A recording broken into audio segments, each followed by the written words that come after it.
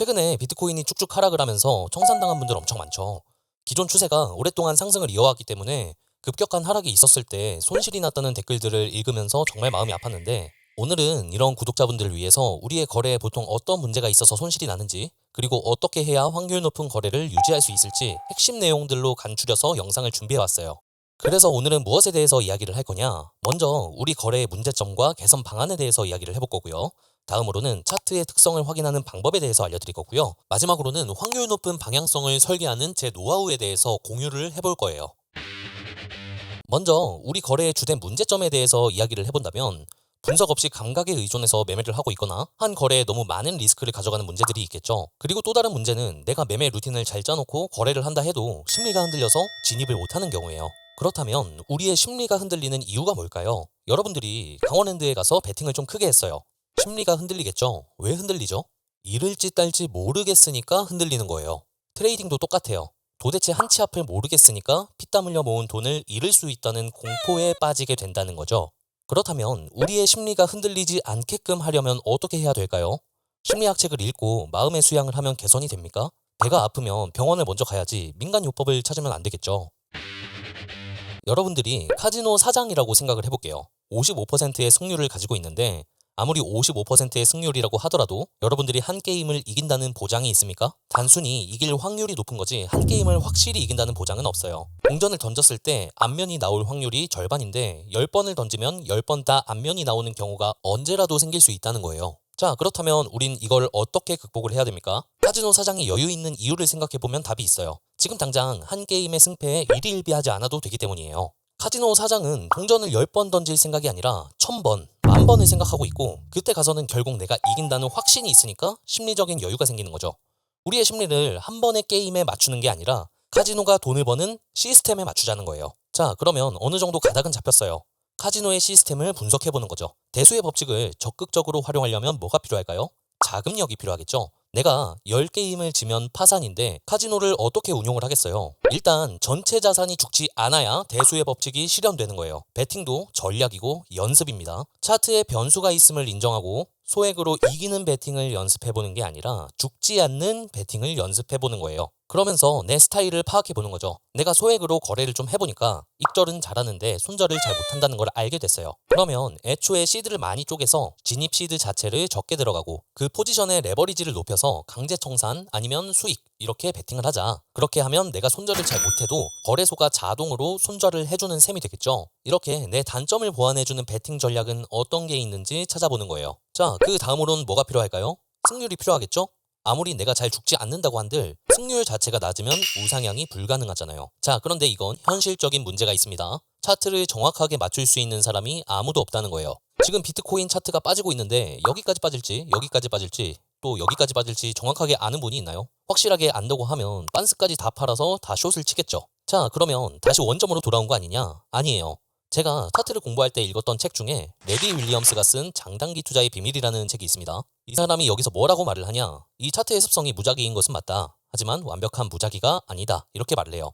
이 말의 뜻이 무슨 뜻인지 아시겠나요? 우리가 미래 가격을 정확하게 맞출 수는 없지만 어느 정도 공통적으로 반복해서 나타나는 현상들이 있다는 거고요. 우리는 그런 현상들을 취합해서 대략적으로 가격이 지나가는 길, 흐름, 습성을 알 수 있고, 이걸 알아야 우상향 그래프를 만들 수 있다는 거예요. 그래서 우리한테 지금 필요한 게 뭐냐? 기술적 분석이에요. 수박 겉핥기로 끝내는 게 아니라 차트의 습성을 파악하기 위한 도구로 깊게 활용을 하자는 거죠. 자, 제가 예시를 하나 보여드릴게요. 유동성이라는 게 있습니다.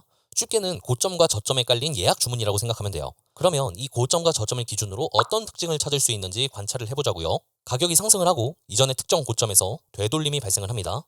다시 가격이 상승을 하고 이전의 특정 고점에서 되돌림이 발생을 합니다. 다시 가격이 상승을 하고 이전의 특정 고점에서 되돌림이 발생을 합니다. 자, 이번엔 최근 차트의 저점을 한번 볼게요. 가격이 하락을 하고 이전의 저점에서 되돌림이 발생을 합니다.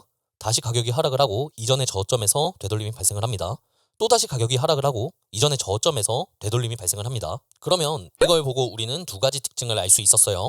첫 번째로 가격이 어떤 특정 구간에 도달을 하면 어떠한 사건이 발생할 가능성이 높다는 거고요. 두 번째로는 가격이 진행될 때 주요 고점이나 저점까지는 붙여주는 경향이 많다는 거예요. 그러면 지금부터 이런 특성들을 트레이딩에 어떻게 활용할 수 있을까요? 이런 구간에서 내가 쉽사리 숏을 따라잡으면 포지션이 불리하게 시작할 확률이 높겠구나. 이런 구간에서는 어떤 일이 발생할지 모르니 분할 익절을 해놓으면 되돌아와도 손해보지 않겠구나. 이런 식으로 기술적 분석을 활용해서 알게 된 차트의 특성을 거래에 응용할 줄 알아야 된다는 거예요.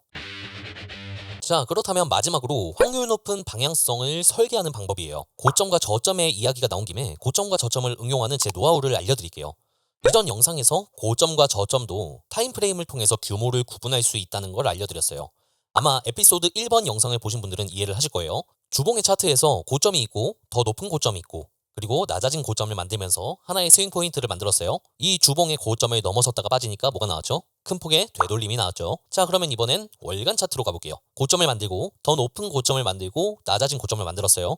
이건 뭐가 될까요? 월간의 스윙 포인트가 되는 거예요. 이걸 넘어섰다가 빠지니까 뭐가 생기죠? 주봉에서 빠졌던 하락의 폭보다 더 큰 폭의 하락이 발생을 했죠. 이 규모의 특성을 활용해서 고점을 먹고 반전이 될 때는 하락으로 방향성을 세워두는 거예요. 근데 여기서 한 가지 더 생각해 볼 부분이 있어요. 방향성을 하락으로 잡아도 어디까지 하락할지는 아무도 모른다는 거예요. 하지만 괜찮아요. 우리는 차트의 특성을 활용해서 확률을 높여볼 거예요. 가격이 여기까지 빠질지 또는 여기까지 빠질지는 모른다는 걸 인정합시다. 근데 여기서 우리가 알아야 할 건 미니멈과 맥시멈이에요. 맥시멈은 모를 수 있어요. 하지만 최소한 이 정도는 빠지더라. 이런 데이터가 있어야 된다는 거죠. 미니멈에 초점을 맞추는 거예요. 이 하락이 되돌림으로 끝나고 다시 상승을 이어나갈 수 있는 확률도 분명히 있었겠죠. 비록 이 하락이 상승을 위한 되돌림일지라도 월간의 고점을 먹고 빠지니까 최소한 월간 상승분의 디스카운트 영역까지는 빠져주더라. 그러면 미니멈이 어디예요? 여기죠. 이걸 기준으로 큰 방향성을 하나 세워두는 거예요. 한마디로 여기까지 빠질 확률, 여기까지 빠질 확률 정확하게 각각 몇 %인지는 알 수 없지만 이렇게 부등호는 매길 수 있다는 거죠. 그러면 이제 다음 단계예요. 방향성을 세웠으니까 타점을 잡는 방법을 알아야겠죠. 우리는 지금 가격이 최소한으로 빠질 만한 구간이 어딘지 시나리오를 세워둔 상태예요. 그러면 그 구간까지 도달을 해주기 전까지는 계속해서 매도 위주의 타점만 보는 거예요. 지금 이 차트를 확대해 볼게요. 그러면 이 안에 거래를 할 수 있는 타점이 너무나 많아요. 아까 차트의 특성이 뭐라고 그랬죠? 특정 고점은 사건이 일어날 수 있는 구간이라고 했죠. 고점을 넘기고 그 다음 빠져요. 그러면 매도를 해봐야겠다. 고점을 넘기고 또 빠져요. 그러면 여기서도 매도를 해봐야겠다. 이런 식으로 기술적 분석의 기본을 닦아놓고 차트의 특성을 같이 응용한다면 확률 높은 거래를 할 수 있다는 거예요. 끝으로 여러분들이 지금 당장 필요한 건 돈을 버는 게 아니에요. 돈을 굴려가는 메커니즘을 파악하고 장기 지속할 수 있도록 습관을 만드는 게 목적이에요. 지금의 노력과 실패의 경험이 진짜 여러분들의 인생에 남는 값진 아이템이 될 거라 저는 확신합니다. 트레이딩은 나 자신과의 장기적인 싸움이 될 거고 세계가 망하지 않는 이상 거래의 기회는 언제든지 수없이 많이 찾아오니까 조급해하지 않으셨으면 좋겠다는 말을 마지막으로 이번 영상을 마무리하도록 하겠습니다.